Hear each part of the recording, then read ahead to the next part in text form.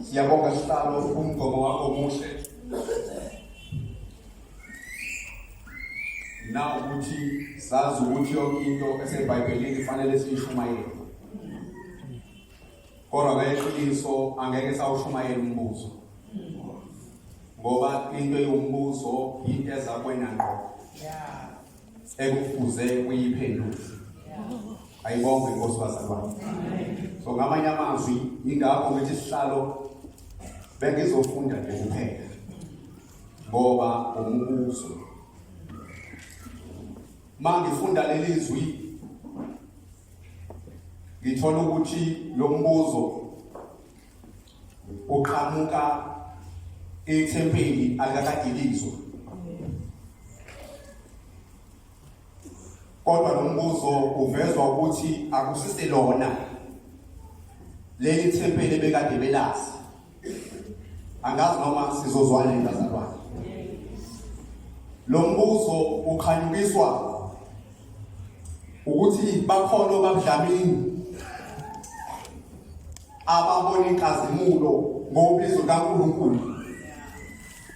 Base uNkulunkulu emkhulu wakhazimulisa kubo lo mbono wamabandla ahlangene.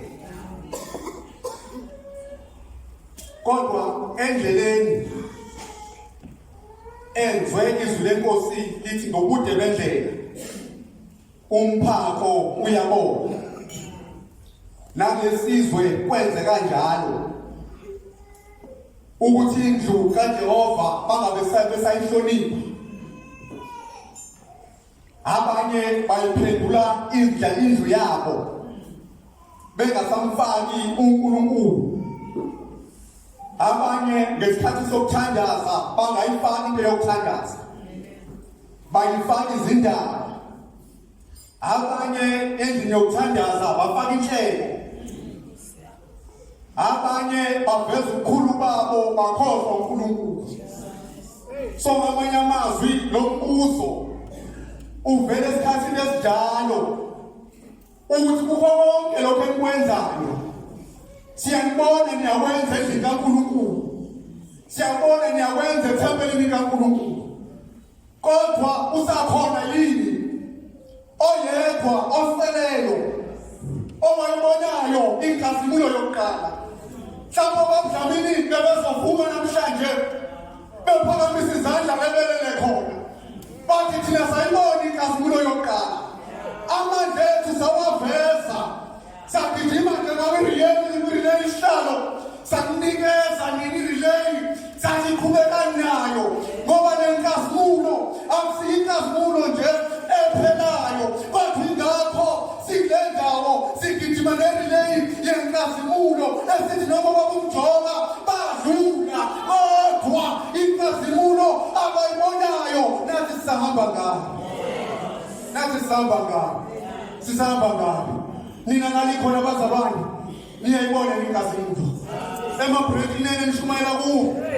Ona sithatheni bahambayo, ona sileni bahambayo, nangesonto enihambayo niyayibona yini inkazimulo?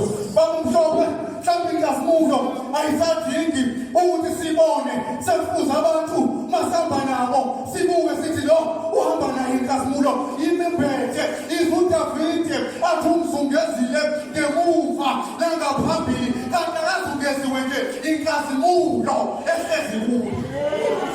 Sizosho njalo-ke ukuthi lo mbuzo uvele emveni kokuthi kwenzeke zonke izinto ezenzakalayo emabreakini emabandleni. Inkazimulo yokuqala nayibona nje, manje ayibonayo qhubeka ngayo lo nkazimulo engayibonayo. Manje ayibona inkazimulo qhubeka ngayo. Nathi sihamba la sihamba khona siphusha inkazimulo esayinikezwayo ngayo iNkosi uJesu Kristu manje naphakade. Amen.